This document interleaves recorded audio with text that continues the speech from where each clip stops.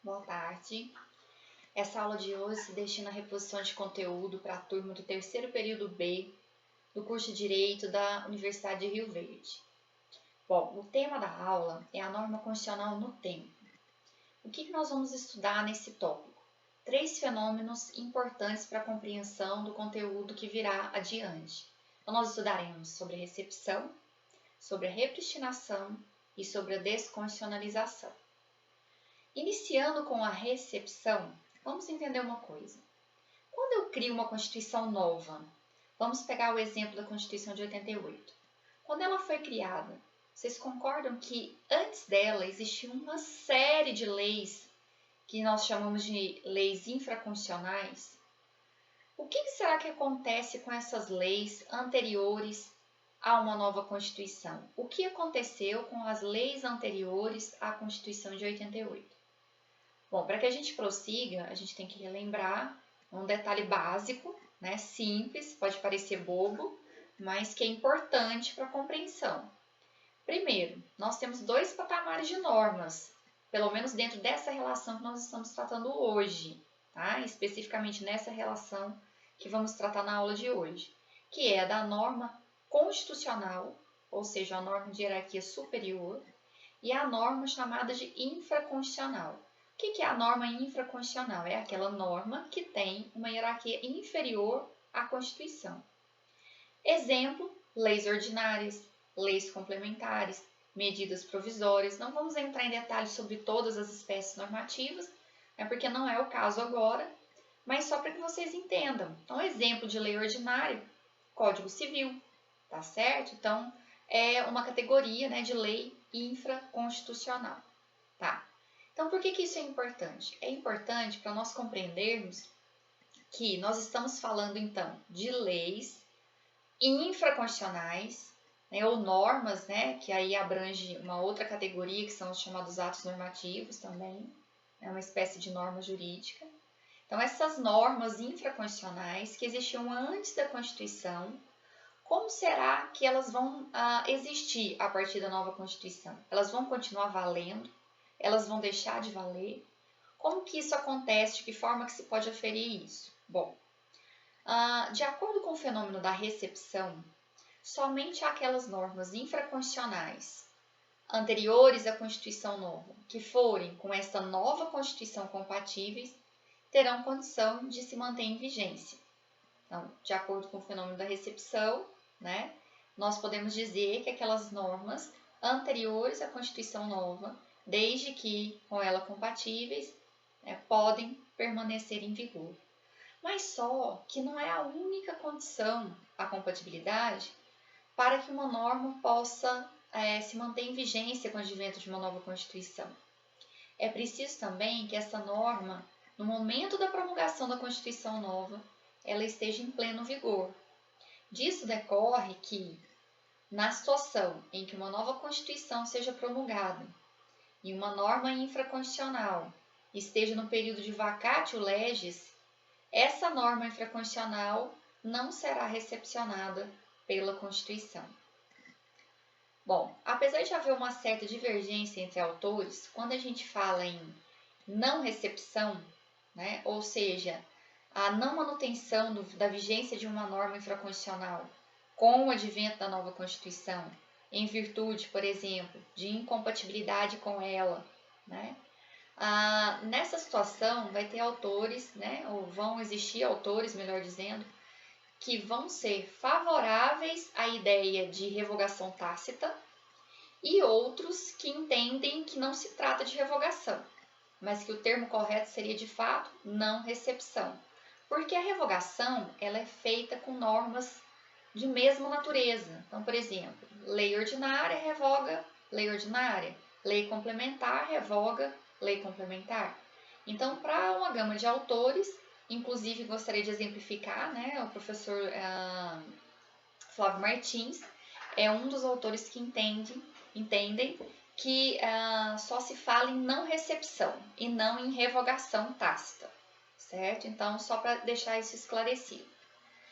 Enfim, ainda em termos de recepção de normas, podemos dizer que ela existe sob 2 condições. a chamada recepção material ou recepção formal. No caso da recepção material, ela diz respeito à compatibilidade da norma infraconstitucional com o texto da nova Constituição.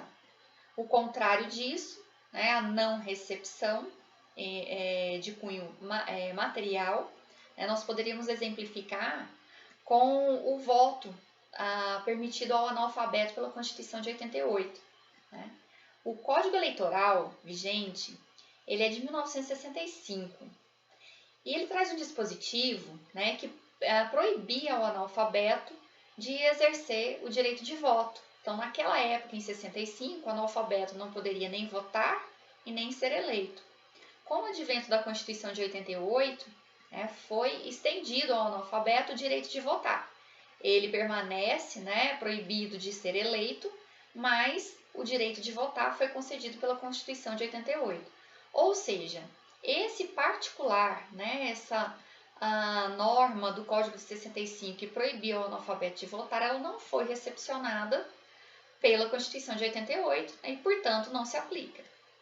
Claro que a questão da aplicabilidade dessas normas, em virtude da sua manutenção ou não de vigência, nem sempre vai ser tão simplesmente observável. Muitas das vezes é preciso recorrer ao judiciário para que ele profira uma palavra final, uma análise, para que possamos saber se realmente a norma foi ou não recepcionada. Inclusive, não é tópico para o Direito Constitucional 1, portanto, não entraremos em grandes detalhes sobre isso agora. Mas em relação à questão do judiciário apreciar, se uma norma foi ou não recepcionada, hoje nós temos uma ação específica que serve a esse propósito, de que o Supremo Tribunal Federal, por exemplo, que é a nossa Corte Maior, o guardião da Constituição, intérprete da Constituição, ele possa se posicionar a esse respeito, proferir o entendimento sobre a recepção ou não. O nome dessa ação é a arguição de descumprimento de preceito fundamental, conhecida como ADPF. Então, esse é assunto para o Direito Constitucional 3, tá bom? Então, não vamos avançar muito nesse sentido hoje. Ok. Em relação à recepção de cunho formal, aí já é um pouquinho diferente, porque daí nós estaremos tratando sobre o tipo de norma em si. Se vocês tiverem a curiosidade, peguem a Constituição e abram no artigo 59. Lá vocês vão verificar que existe uma série de normas que são elencadas como as espécies normativas admitidas pela Constituição de 88, certo? Mas nós temos em vigor hoje algumas leis que não têm o nome de lei número tal, lei complementar número tal, ou seja, são leis que têm o nome de, por exemplo, decreto-lei. O Código Penal vigente é um exemplo de decreto-lei. À época em que ele foi promulgado, existia essa espécie normativa, o decreto-lei. Mas hoje ele não está contido dentre as espécies normativas do artigo 59 da Constituição de 88. Bom, então, mas como que o Código Penal então está em vigor, se não existe a espécie normativa dele com previsão na Constituição de 88? Bom, acontece que essas espécies de normas, essa lei, esses decretos-leis, eles foram recepcionados com o advento da Constituição de 88, com o status de leis ordinárias, que têm previsão constitucional, estão colocadas lá no artigo 59. Então, para que vocês compreendam, houve recepção desses tipos de lei, e elas estão em pleno vigor, vocês estão estudando, vocês têm a aula de direito penal, utilizam esse código, ele está valendo. Então, em razão disso, da modalidade com a qual eles foram recepcionados, mas, claro, passando pelo crivo da compatibilidade em termos de conteúdo com a Constituição de 88. Bom, então isso em relação à recepção. Peço que vocês anotem eventuais dificuldades para que a gente possa sanar no próximo encontro. O outro fenômeno é o fenômeno da repristinação. O que é repristinação? Vocês já devem ter estudado isso lá na parte introdutória do Direito Civil 1, né, devem ter estudado isso na Lindbe, ela menciona sobre o fenômeno da repristinação, dizendo que para que ele possa existir, tem que haver previsão expressa da sua ocorrência.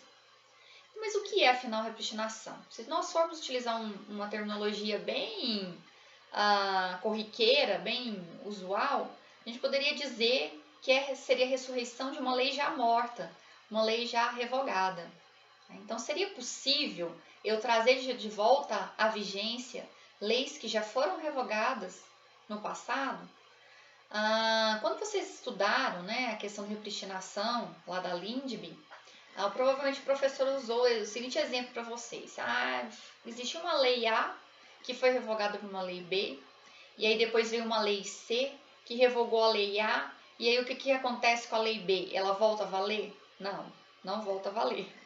A não ser, né, que a lei C tivesse trazido expressamente no seu texto, né, a previsão de repristinação daquela norma. Tá? Mas vamos trazer isso agora para a Constituição. A Constituição tem uma particularidade, né? Porque daí o parâmetro muda. Aí não é a relação de leis da mesma categoria, né? É a relação de uma lei maior em relação às normas infraconstitucionais. Então vejamos aqui. Vamos imaginar que sob a égide da Constituição de 1967, né, uma determinada lei tenha sido considerada não recepcionada pela Constituição de 67, né, em virtude de incompatibilidade material com a Constituição de 67. Vem a Constituição de 88, e aí alguém se lembra daquela lei, né, um legislador se lembra daquela lei, que, por coincidência, é bastante compatível com a Constituição de 88. Né? Aliás, bastante não seria nem o termo, ela é de fato compatível com a Constituição de 88. A pergunta é: essa lei poderia voltar a ter vigência sob a égide da Constituição de 88? Não. Por quê? Porque não há previsão expressa na Constituição de 88, né, que admita o fenômeno da repristinação, certo? Então, esse aí já é um fenômeno mais tranquilo, né, de ser observado, tá?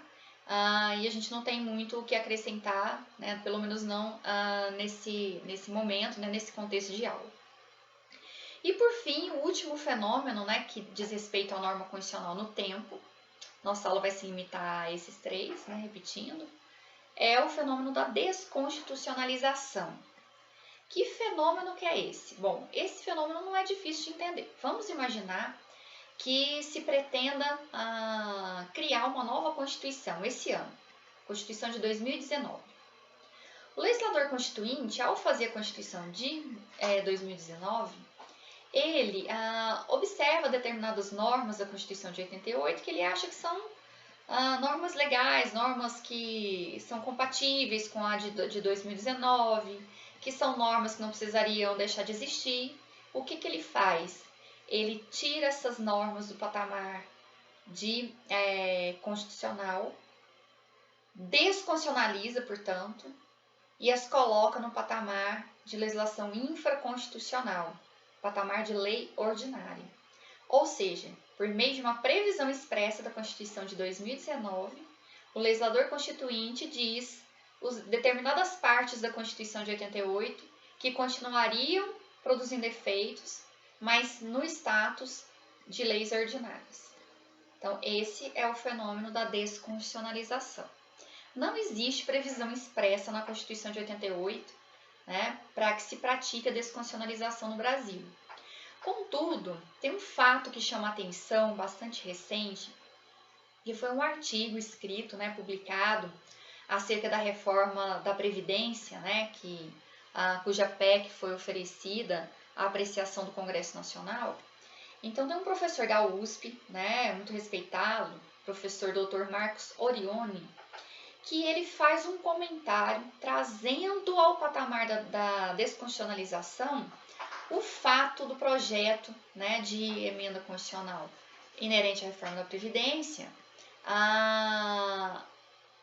deixar a cargo da legislação infraconstitucional tratar sobre alguns detalhes, né, corriqueiros, sobre, por exemplo, questão de valor de benefício, tempo de carência, enfim, questões, né, que são particulares da reforma, que não cabe aqui a gente debater, mas enfim, essa PEC, né, melhor explicando, né, eu acho que não foi muito clara, mas melhor explicando, essa PEC, ela traz uma previsão, né, de que determinadas normas da Constituição que tratam sobre direitos previdenciários devam ser tratadas por intermédio de legislação infraconstitucional, atribuindo a um tipo específico de lei infraconstitucional, que é a lei complementar. Daí decorre o seguinte questionamento: mas será que uma emenda constitucional é apta a promover o fenômeno da desconstitucionalização? Então é algo que eu acho que até carece, né, de uma discussão, um debate um pouco maior, na medida em que a doutrina majoritária entende que o fenômeno da desconstitucionalização ele só pode existir, né, por intermédio do poder constituinte originário, ou seja, por intermédio de uma nova Constituição. Né? Entretanto, né, conforme já mencionei, já existem não só, né, o professor Marcos Orioni, já tenho visto outros professores que estão falando sobre o assunto, né, publicando e se referindo ao termo desconstitucionalização. Então, está aí lançado, né, o desafio para os alunos que quiserem estudar melhor sobre o tema. Tá? E, enfim, encerramos aqui hoje a nossa aula, o nosso conteúdo. Peço mais uma vez que anotem eventuais dúvidas para que a gente possa esclarecer num próximo encontro. Agradeço a atenção de todos, a paciência, né? Espero ter ajudado e espero ter me feito, né, compreender acerca desses tópicos de estudo. Ok? Muito obrigada, então, e boa tarde para todos.